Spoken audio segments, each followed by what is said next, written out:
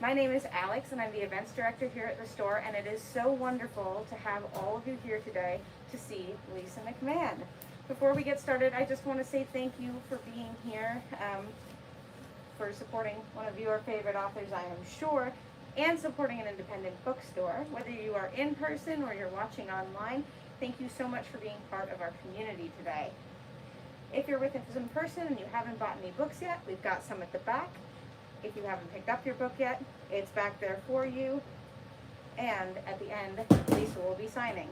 If you're not here but you'd like to order a signed book, we will have some after this event. Now, I am so excited to introduce our guest author today for our summer book party.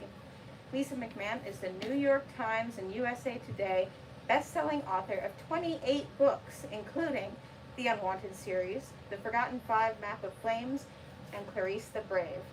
She is married to fellow writer Mac McMahon and is mom to artist Killian McMahon and actress Kennedy McMahon. Lisa's books are full of imagination, adventure, peril, and creativity, taking in place in worlds that are engrossing and exciting and lean into all of the things that we care about the most.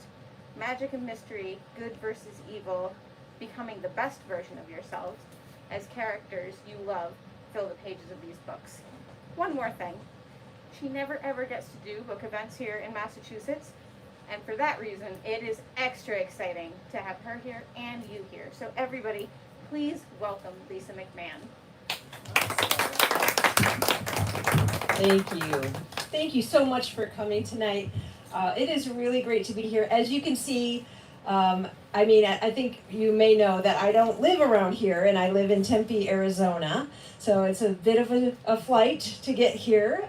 We flew in yesterday, and as you can also tell, I am on vacation. So it's awesome to be here with you as a part of my little trip to the Northeast. My husband Matt is right back there. He and I are traveling. We're going to travel up the coast and go up to Bar Harbor and stop at all the little towns along the way, which we've never done before. So it's very exciting to be in Boston. This is my first Boston bookstore event, my first one in Massachusetts. And so I've been to the state before to go to different conventions and stuff like that, but I've never actually done a bookstore event in this state, so very exciting. I'm going to talk today about some books that I've written, and Map of Flames is my 28th book. So I have about 8 books for young adults for like ages 13 or 14 and up, and then I have all these other middle grade books. And we have the Unwanted Series, which is 14 books long. Raise your hand if you've read one of those. Awesome. My husband just raised his hand. Isn't that cute? Yeah, that's awesome. So, and we have this new series, The Forgotten Five. And it just came out in February. And it has been really going well. Like, it hit the New York Times bestseller list the first week. It was an instant bestseller. So that was very exciting. And I've just decided to do as much as I could to tell people about this new series. Because after writing a 14-book series of The Unwanteds, it was really exciting to start something new again. So these books are about these 5 kids on the cover. And they were born and raised on a deserted island in a hideout, and what they're about to do is to leave this deserted island that has no technology, no electricity, and enter civilization for the first time ever. And they're in search of their missing criminal parents. Now, all these kids are supernatural, and their parents are too, so they've got abilities. And in this big city of Estero, which is where they're about to head to, it's kind of against the law to be supernatural. So if you are someone who has a supernatural ability that is pretty obvious or noticeable, you could be in trouble. And so they're a little nervous about doing this whole trip out, and not to mention the fact that they don't know how technology works and going to a big city sounds really scary. They've never seen a car before, and they know what cell phones are, but they've never used one. So this is a little bit of a nervous time, and the reason they've decided to go is because 7 of the 8 parents have disappeared in the past few years, and the one who stayed behind to stay with them got sick, and he passed away. So the book opens with a funeral. We have Birdie and Bricks. We've got Birdie here in the middle, and this is Bricks up top, and they're brother and sister, and it's their father who has passed away. And now they've all decided they just want to stay on this island forever and never go anywhere. But then Birdie starts to go through her father's things, and she finds a note to her that says, "Dear Birdie, I want you to go to Estero, find your mother, and give her a map." And then she notices something rolled up inside his crate. She opens it up, and it bursts into flames. And she's not too surprised by that, because her father has a fire charm. That is his ability, is fire making. So, that's part of her life, that she sees her father setting things afire all the time. But it was a little shocking to open the map and have it burst into flames right before her. But when the flames died down, she saw that it was a map to Estero, and also it had marked on the map there was a treasure spot, which was where all of these criminal parents had hidden some of their stolen items 15 years ago, back when they were active criminals. So now Birdie has this note from her father that says, "Go to Estero, find your mother, give her this map, and maybe it'll help her if she can find the treasure that he moved." So now she's starting to think she maybe wants to go, but her ability is not an obvious one, so she'd be pretty safe going to Estero. But not everybody's like that. I'm going to introduce the characters to you in just a second, but first here is a little book trailer. People called our parents criminals, but we know the truth. They were shunned for having supernatural gifts. Now we're using our own powers to track down our missing parents and find a treasure that could change everything. We're the Forgotten Five. Remember the name. Okay, so meeting these kids. First we have Birdie. She is the oldest. She's 13. And Birdie's ability is that she can communicate with animals. And she can kind of talk to them through her mind. She doesn't have to say anything out loud. And she can just kind of communicate that way. She can talk to whales, octopuses, ravens, and even a tiny little pig named Puerco, who she adopted when she found him as a runt. And now Puerco has become her little pet. Birdie has a younger brother named Bricks, and we'll talk about him in a little bit. She's got kind of a stubborn personality, and she likes to get things right, and she likes to be in charge, which is really helpful sometimes for some of the other kids. And so she's had dreams of going to civilization in the past. She's thought about what would it be like to go to a city where there are cars and, cell phones and computers and stuff like that. And how does that all work? And electricity and everything. And people. They don't know very many people. So she's thought about that in the past. And she's the one who finds that flaming map and the note that changes everything. Next we have Seven Palacio. He is 13 years old. He's Birdie's closest ally, but they argue sometimes, and they're about to argue now, because Seven's ability is that he is a camo boy. He's camouflaged, and he's not just able to turn it on and off, but ever since he was 10, he just started to fade away. 10 years old is about when kids start to get their supernatural abilities. They start to develop at age 10. And he just started to like fade away and start to blend in with the background.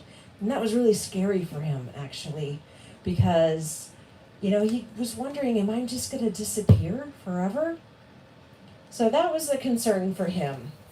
But he also won't go anywhere without his shorts and t-shirts, and they don't blend in. So if you were to see Seven walking along the beach, you would see his shorts and his t-shirt just kind of walking by themselves. That's how it looks. His legs blend in with the sand, and his head and hair and arms might blend in with the water behind him. So that's what Seven appears to be. He's an excellent climber. He doesn't want to leave the beach hideout ever because he's really worried about going to a place like Estero where he could get, arrested for being supernatural, because he's obviously supernatural when he has his clothes on and just walking along the sidewalk. That would be dangerous for him. He really wishes his parents hadn't ignored him when he was younger, and they all left 3 years ago. And he's okay if he never sees them again. They know where he is. He thinks if they really wanted to see him, they would come back. So that's a little bit about Seven. Then we have Tenor Cordoba. He's 13 as well. And so Birdie's the oldest. Seven's a couple months younger than her. Tenor is also 13. He just turned 13. And he doesn't really blend in with the older two or the younger two. In fact, he's a bit of a loner. And his abilities are based on the 5 senses. So he can see really far distances, and he can hear things that nobody else can pick up. And he can also hold his breath for 30 minutes. So he's the primary fisher person. He goes out into the ocean, catches the fish for everybody, and brings it on back. And the ocean actually is more of a friend to him than everybody else. He just doesn't quite fit in. He's a little bit awkward.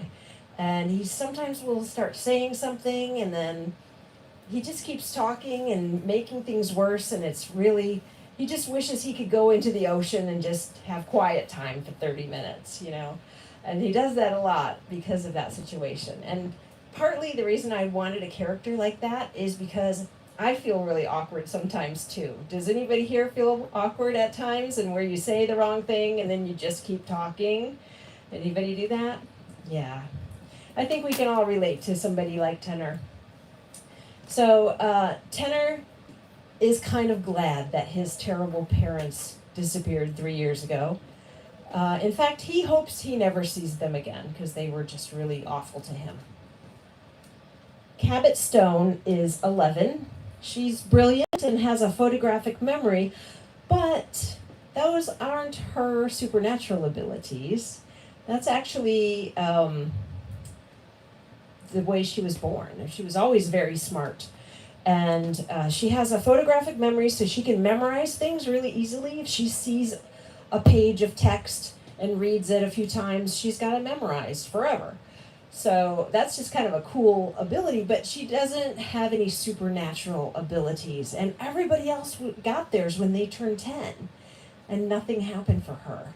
And she says she's okay with it, but really, she's not okay. She's really annoyed by this. She wants her supernatural ability and doesn't have one. She's a little bit of a spy, and she likes to watch people. She knows where everyone is at all times. She has a little tree house, and she can see everybody pretty much all around the whole peninsula where they live. And she can see Seven over on the rocks collecting bird eggs. She can see Tenor going down to the water and with his fishing spear. She can see Birdie out on the rocks talking to the whales, and she can see Bricks by his father's grave crying. And she's a little bit judgmental too. Like, she'll think, Birdie really ought to be over there comforting him instead of chit-chatting with the whales. So that's her attitude. She really misses her parents, and she can't understand why they haven't come back.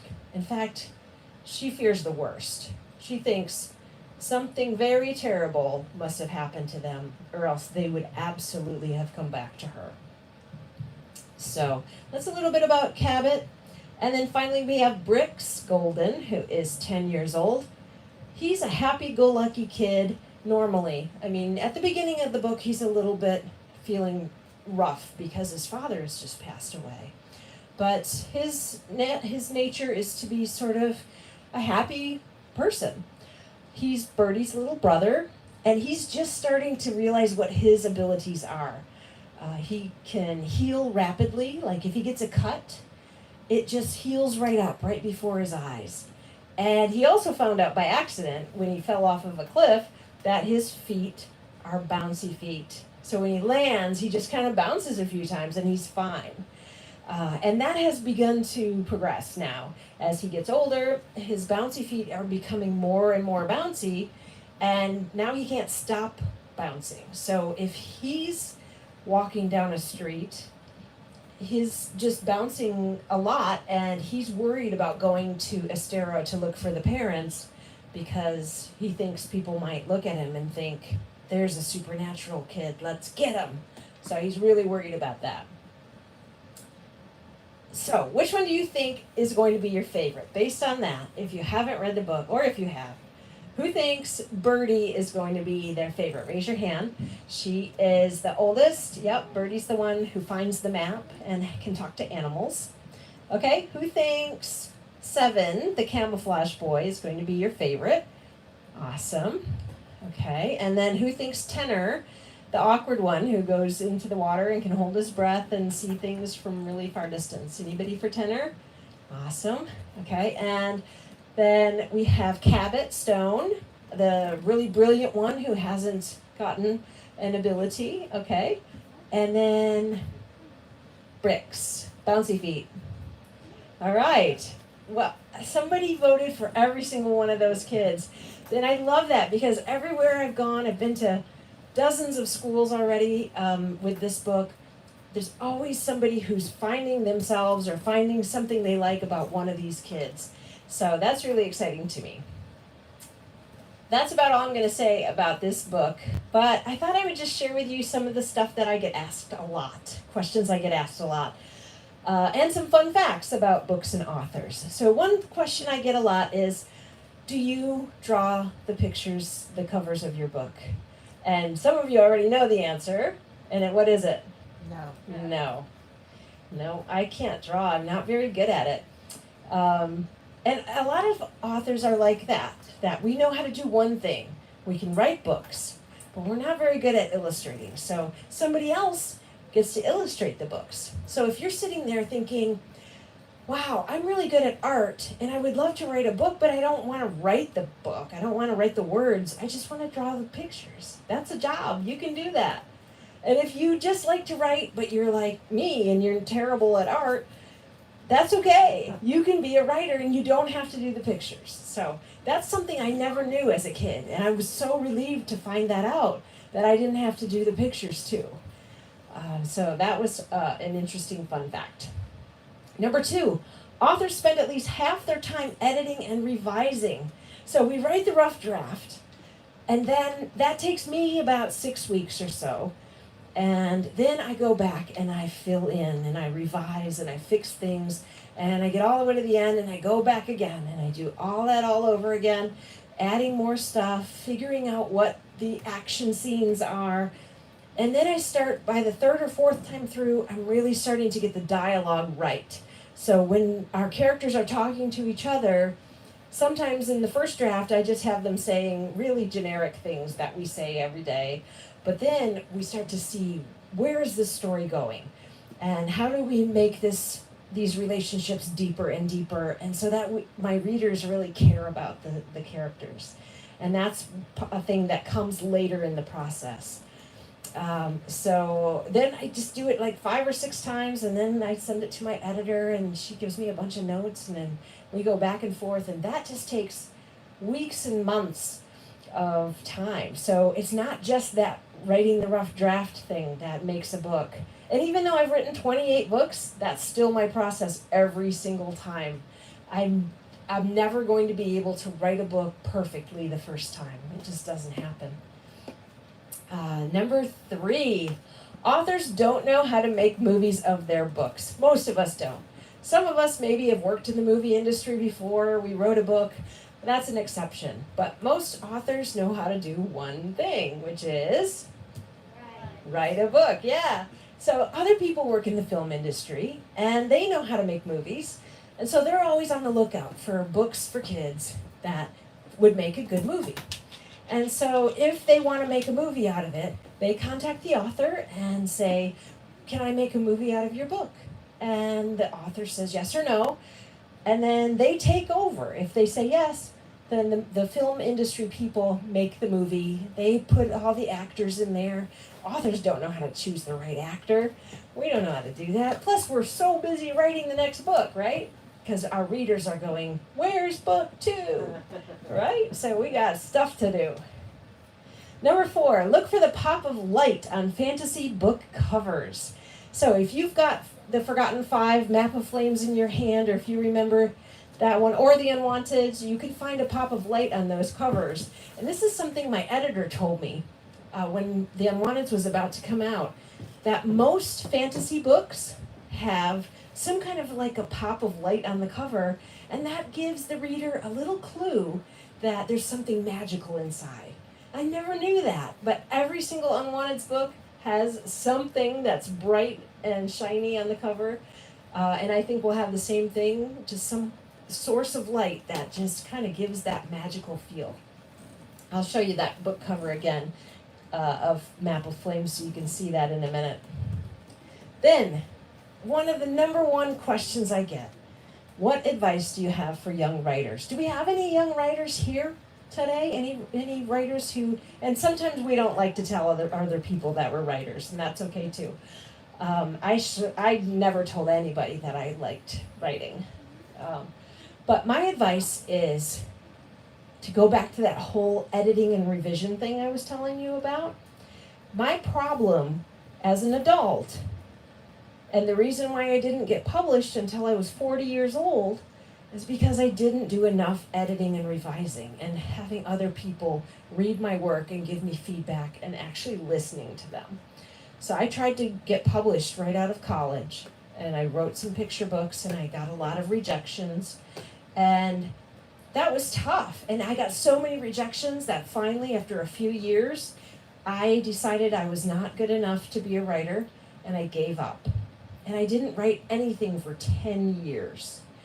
And I got married, I had my kids, I worked in real estate. And then one day I thought, I need a hobby.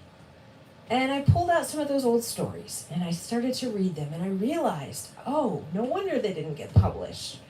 They're not ready to be published yet. They're not good enough stories. There was one that was kind of good, and so I started working on that one, and by that point, there was actually places on the internet where you could find writers groups, and everybody sort of trades their manuscripts, and you offer feedback, and they offer feedback to you, and that's what I started to do, and I started to listen to what people were saying about my stories, and I kept working and trying to be better. So I did that I wrote short stories for about 4 or 5 years, and then I attempted my first novel. So that's how that whole process went. But it's all because I actually worked much, much harder than I thought I needed to get my book published. And then, as a wise young mage named Alex once said, imagine, believe, whisper, breathe, commence. Now, some of you know that is from The Unwanted, and Alex is the main character of the Unwanted series. And when I wrote this spell for him, this is one of the most powerful spells in the Unwanted series, and it brings back the world, the magical world, to life. And I wrote it like this because this is kind of how it feels when I'm bringing a book to life. I spend so much time imagining. Sometimes it doesn't look like I'm writing at all. I'm on a walk, I'm looking at nature, I'm looking out the window. For days I might stare out the window and just be thinking, what does this world look like? Who are the characters? And so I spend so much time imagining. And then the next 3 kind of go together. Believe, whisper, and breathe. And the most important thing I need to know as a writer who's about to write a whole big book is that I have to believe in myself that I can do it, because it's, 380 pages. That's a lot of writing. And if I don't believe in myself, I'll never finish it. So I have to do some deep breathing, and sometimes I whisper to myself. I'll say, "Come on, McMahon, let's write this book and let's do it." And that's why those three all kind of go together: the believe in yourself and the whisper and the breathe. And then commence. That just means to begin. And that's the most important part, because I have a lot of people come to me and say, "Lisa, I am thinking about writing a book. Do you have any advice?" And my advice is, write the book. You have to actually write the book, or you'll never have a book. So, speaking of that wise young mage named Alex, here we have book one of the Unwanteds. And you can see the pop of light happening over here. We've got a little bit of fire here, and you can see there's some sunshine or something behind Simber lighting up the back of the flying cheetah. And this series is about a magical world called Arteme. But before we get to that world, we start out in a dystopian world called Quill, which is under a very strong ruler who has outlawed creativity. It's against the law to do anything creative.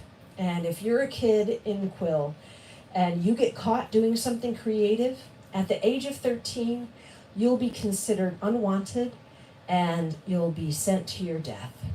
Now, Alex, one of the Unwanteds, finds out very quickly that they don't actually all die. Those Unwanteds find themselves in a secret magical world where the person who's supposed to be putting Unwanteds to death has secretly been saving them and keeping them hidden in a magical world and teaching them to use their abilities to do magic for fun, but also to protect themselves in case they ever get discovered and have to fight. And here's a little book trailer for this one as well.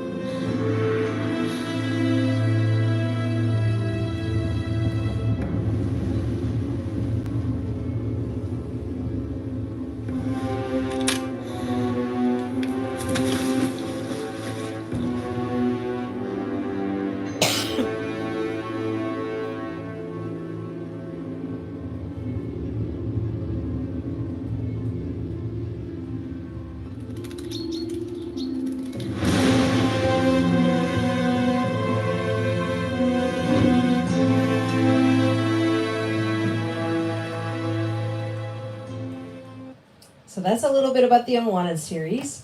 And I also have a book that came out last fall called Clarice the Brave. This is a little bit different from my other books. It's not quite as magical fantasy, super actiony, but it is quite actiony. It's a story about a mouse, Clarice, and her brother Charles Sebastian, and they are ship mice. They were born on a ship, and they can tell something terrible is happening on board this ship.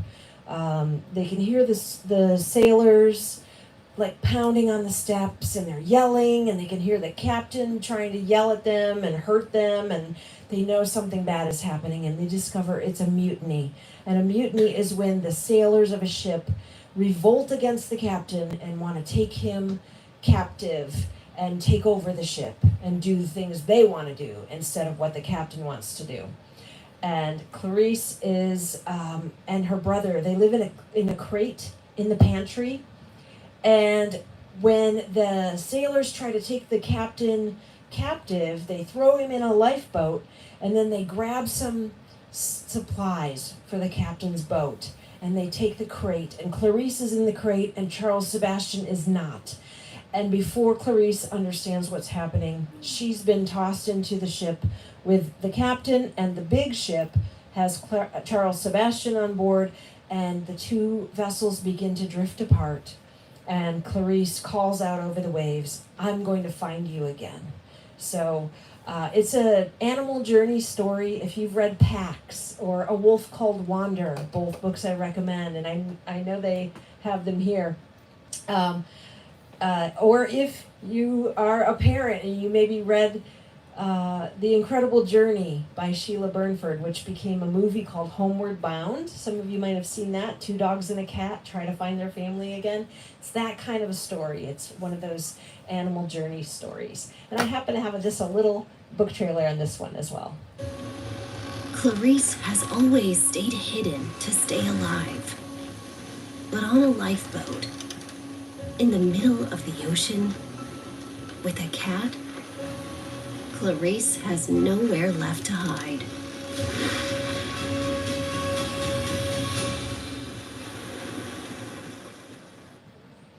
So that's Clarice the Brave, and back to the series that we started talking about. Map of Flames is book 1. Book 2 is called The Invisible Spy, and it's coming out November 8. So that's 4 months from today, isn't it? I think. 4 months from today, The Invisible Spy comes out, and I happen to have a very special offer for those of you who are here, and for the others who are visiting me on my book tour. And that is that if you pre-order book 2 today from this bookstore, you get this very special prize pack, which includes a book plate that I've signed, so you can stick that into your second book since I won't be here to sign it. And it has 2 stickers, including a Lotta sticker. Lotta is the new character who comes in at the end of book 1 and is on the cover of book 2. And a little pin that says "Holy Coconuts," which is one of the things that Cabot says a lot in the book. So that's your special offer today. You can order them right back at the desk over there, and there are books for sale there as well. And you can find me online. For those of you who have social media, if you're a kid, ask your parents if it's okay to follow me. And this is where you can find out, like, what my next book cover is going to look like. And we're just about getting there on book 3, the cover for book 3, which I think is coming out next summer, but I don't have a date yet. So we're moving right along. I'm already writing book 4, which is very fun. I'm doing the rough draft of that. So this is where you can find me on social media. And with that, I'm wondering, does anybody have any questions? I know we answered a few at the beginning of the session before we got started, but yeah, go ahead. Do you write 3 at a time? Because do I write 3 at a time? Because I'm already working on book 4, but book 2 hasn't even come out yet. That's what you're wondering. Yeah. So here's how it is at the moment. Book 2, The Invisible Spy, comes out in 4 months, and I just did the very final edit on it, and there were only 6 things that my editor found that were still not quite right, and so we're at the very tail end of that. Book 3, I'm waiting for my editor to read my first draft. And so she's going to read that and give me notes. And then I have to do a lot of work on it yet. Book 4, while I'm waiting for that, for my editor to get back to me with some notes, I am writing the rough draft of book 4. And it's, let me tell you, the ideas I have are great, but the rough draft is a mess so far. But that's how it starts. That's how it always starts. It always starts out rough, and then we fix it. So I just kind of wrote the whole rough draft of book 4, and now I'm getting ready to go back and start at the beginning. But My editor might give me the notes on book 3, and then I have to move and work on that one instead. Anybody else have questions on any of the books? Or yes? Oh, is there anything that you loosely base anime off of? Can you say that one more time? Is there anything that you loosely base anime off of? Anything that I loosely base... Anime. Oh, Arteme off of... Oh, I love this question. Hardly anyone asks me this. So that's a bonus for you. Is there anything that I have based Arteme off of? And yes, the answer is yes. My mother, when she was a kid, when she was a teenager, she lived on the shore of Lake Michigan, on the Michigan side, not the Wisconsin side. So, on that property, before my mother was born, years and years before, there used to be a zoo. And there was this guy named Mr. Getz who would go all over the world and he would bring animals back. And he lived in Chicago, but he had this summer place on Lake Michigan where he would put the animals in like cages and stuff like that. And then he open up the zoo to the people of Holland, Michigan. And they would come for free, and he would feed them hot dogs and Cracker Jack, and they would just have this zoo, it was very, like, back then, to see elephants and lions and stuff like that was really quite a big deal. So, especially for a small city. So, that zoo is where I got the idea for Arteme, because when you walk into this property that my mother lived on years later when the zoo was gone, you walk through a gate. And in front of you is this huge lawn. And there's a mansion on one side. And there's a Great Lake, not of boiling oil, but just a regular Great Lake in the distance. And so all of that was based on all the Arteme stuff. And there's a fountain right in the middle that just kind of shoots water up. And all of that was based on this place where my mother lived when she was a kid. Great question. Anybody else have any questions? All right, well, we have some very exciting things coming here. You may have noticed this, we called this a party. And so we need to give away some fun things. We're going to have a little raffle. Did everybody have a chance to enter the raffle? Over back by that basket there? Okay. And how do you want to handle this? Do you want to say goodbye to our online viewers? Bye, everybody online. Thanks for coming.